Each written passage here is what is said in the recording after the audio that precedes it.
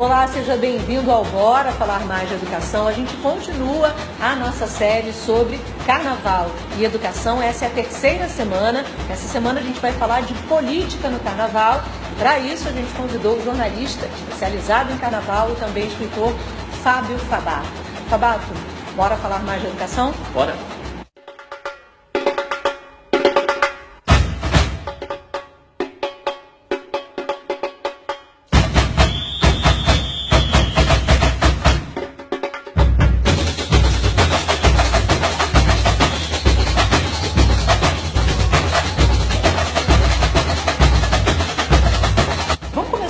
Pelo início das escolas de samba já instituídas como escolas de samba, ali década de 20, entre 20 e 30, né?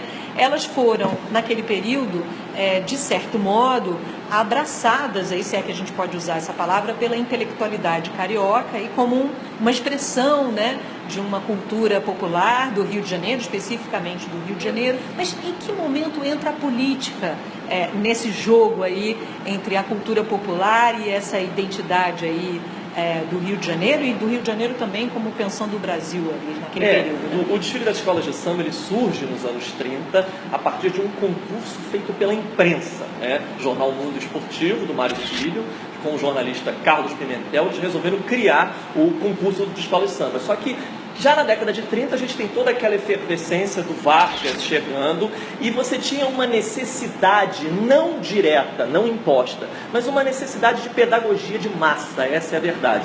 Nunca chegaram para uma escola de samba e falaram assim, você tem que falar de política, você tem que exaltar o governo Vargas, mas de alguma forma, com uma certa mentalidade adesista, vamos assim dizer, porque as escolas de samba, elas têm essa mentalidade desde o começo, até como forma e estratégia de sobrevivência, já que o samba historicamente é marginalizado, ele se constrói de forma marginal. É muito interessante como ele rapidinho se insere nesse contexto da política, e a política também busca se inserir no contexto do samba, porque é uma forma de chegar nas comunidades nas quais o dinheiro público não chega muito. Então, de alguma forma, essa conversa acontece e logo o poder público resolve organizar o carnaval. Ele toma rapidinho, já nos anos 30, a organização do carnaval dos jornais, da imprensa. O próprio Globo chegou a participar da organização, e depois isso sai, e a política, de certa forma, já se insere, seja de alguma forma pautando indiretamente os enredos, seja como uma própria expressão de identidade mesmo da festa. O carnaval se constrói como uma espécie de divã,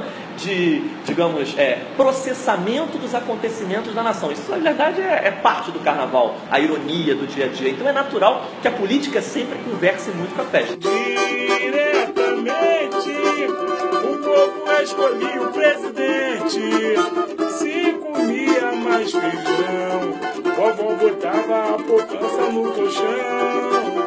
Hoje está tudo mudado, tem muita gente no lugar errado, onde andam? Então, logo no comecinho, já nos anos 30, você vê que o viés político ele já está muito presente no carnaval. Quer dizer, a gente está falando da época do Estado Novo, e essa aproximação, esse diálogo tão estreito entre o poder e o carnaval foi determinante para a sobrevivência dessas escolas de samba que estavam começando a surgir, a aparecer ali. Sem dúvida. É impressionante como as escolas de samba elas têm uma mentalidade mesmo de se colar com o poder constituído. E até quando se resolve criticar o poder constituído em algum momento, elas também, e de alguma forma o poder constituído possa sofrer algum tipo de baixa, com um novo tipo de poder, ela vai se associar com quem está mais forte. Ela busca essas saídas de sobrevivência. Porque, como eu falei, historicamente marginalizado, historicamente querendo sobreviver. Inclusive, essa é a senha para mim e para quem tem pesquisado. Eu e o Simas, por exemplo, fizemos um livro sobre enredos. É impressionante como os blocos, os ranchos, eles perderam força justamente porque eles não souberam agregar elementos novos com o passar do tempo e não souberam, de alguma forma, conversar tão diretamente com o poder público. Quer dizer, as escolas de samba, elas foram veículos claros, às vezes de propaganda política mesmo, direta ou indireta. Nos anos do Estado Novo, não, nunca houve. Getúlio Vargas nunca baixou um decreto pedindo: Mangueira, fale bem de mim. Mas, de alguma forma, isso estava claro no contexto das escolas de que seria importante fazer para sobreviver. Mas era um chapa branca? Tem essa cara assim, eu vou fazer para agradar o Getúlio Vargas, esse enredo lindo, falando. Até os anos 60, a escola de samba, ela é afro nos seus componentes e é muito branca nos seus desejos de cantar personagens, digamos, legitimados apenas pelos livros didáticos. A escola de samba ela é negra e canto branco até 1960. E, de certa forma, a conotação chapa branca é muito evidente, sabe? Os duques de Caxias da vida, os Dom Joões e os Dom Pedros sempre vão participar da festa como figuras exaltadas. E, a partir dos anos 60, a coisa tem essa mudança com a chegada dos enredos africanos, com a presença do Fernando Pamplona, que vem da Escola de Belas Artes, vem da academia e cai na festa. E, de alguma forma, ali nós temos um ponto de virada. Mas é muito interessante assim, porque o carnaval ele dialoga tanto com os contextos políticos que nos anos 60 a gente tem o ano da África. E é o momento em que as nações africanas estão ficando independentes. Camarões, sob a liderança de Camarões, nos anos 60, as nações africanas começam a ficar independentes. Não é mera coincidência o Fernando Pamplona ali instaurar as temáticas africanas. De certa forma, é muito interessante como a escola, elas são espelho e, de certa forma, também refletem o que é a sociedade.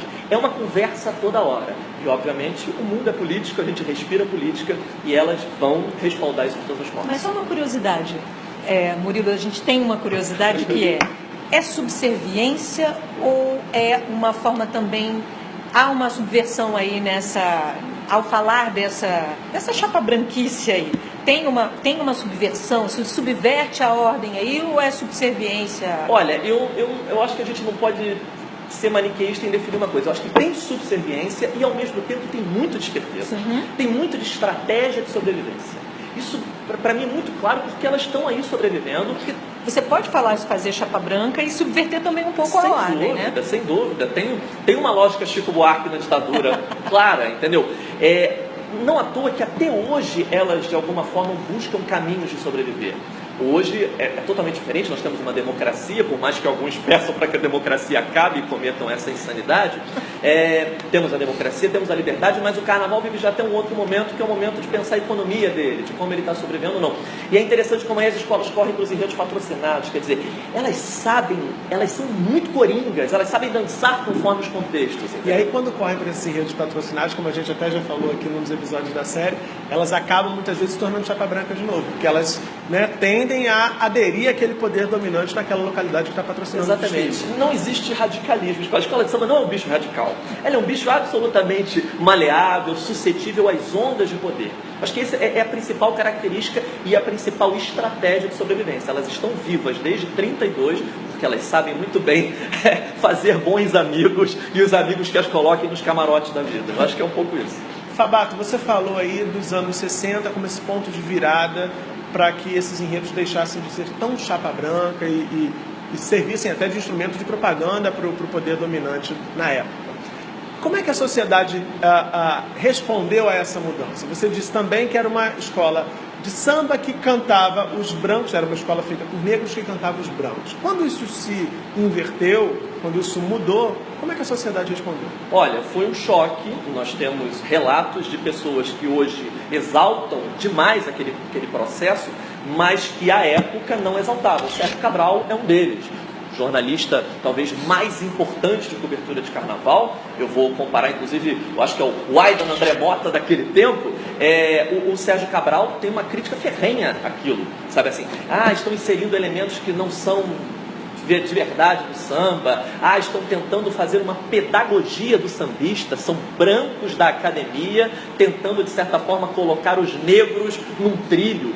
Mas não, e com o tempo, já nos anos 60 mesmo, eles percebem que não era bem isso, entendeu? Que na verdade houve um diálogo entre saberes. Claro que você chegar... O Fernando Pamplona era um sujeito de 1,87 de altura, nascido em 1926. Se a gente pensar que o Getúlio Vargas, que é mais velho que ele, claro, assim, anterior a ele, claro, tinha 1,50 de altura. Imagina um homem ali nos anos 40, 50, chegando na Escola de Belas Artes com 1,87, com um vozeirão. Aí depois ele sobe o Morro do Salgueiro. Eu vou aqui prender uma mentalidade nova, né, do Salgueiro. Não foi assim. Ele chegou negociando os saberes da academia com os saberes de lá. Então, assim, a coisa se deu de forma muito natural. Eles sempre respeitaram muito os elementos do samba. Então, já nos anos 60, perceberam que, puxa, ali tem uma coisa bacana. Mas a crítica, o mesmo Sérgio Bittencourt, Sérgio Cabral, os Sérgios que pautavam as discussões de carnaval nos anos 60, no início foram radicalmente contra.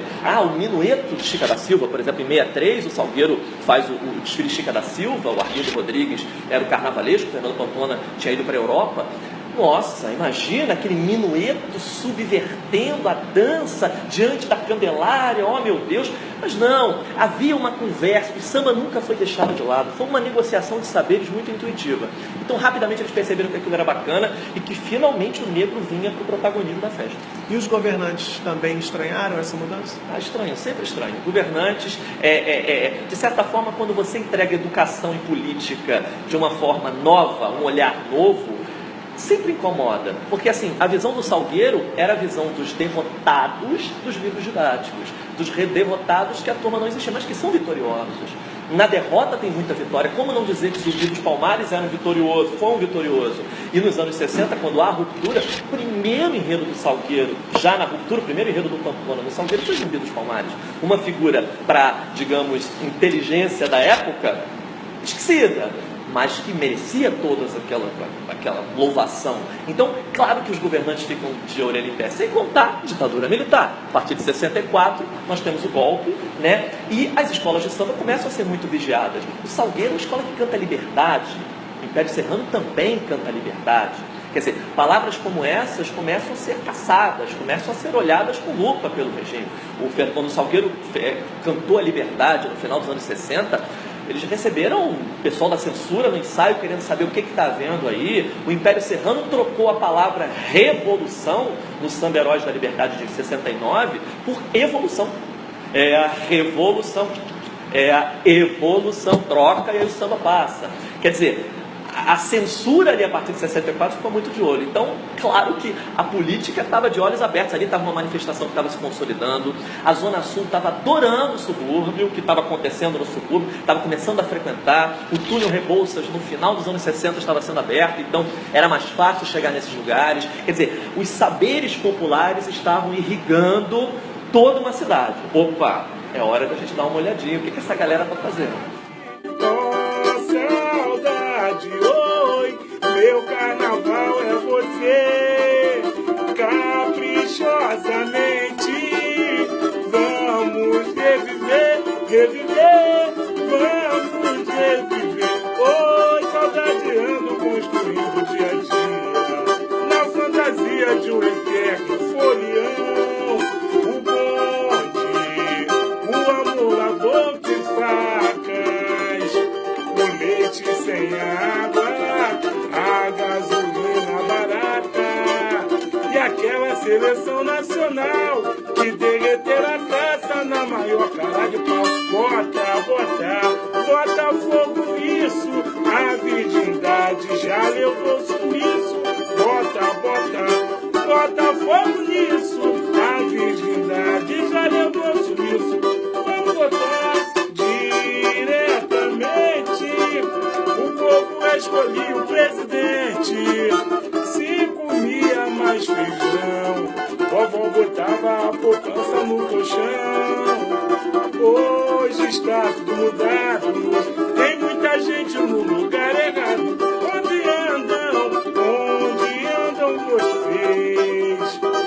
Antigos carnavais, os sambistas imortais, bordados de poesia, velhos tempos que não voltam mais. No progresso da folia, oi, tem bumbum de fora pra chuchu. Qualquer dia todo mundo nu, tem bumbum de fora pra chuchu. Qualquer dia todo mundo nu.